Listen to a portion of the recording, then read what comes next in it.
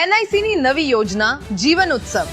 સામાન્ય યોજનાઓ કરતા આ યોજના સંપૂર્ણ રીતે અલગ છે, કેમ કે તેમાં આપને માત્ર લાઈફ કવર કે બચત જ નહીં, પરંતુ મળશે લાઈફ ટાઈમ ગેરંટી ઇન્કમ.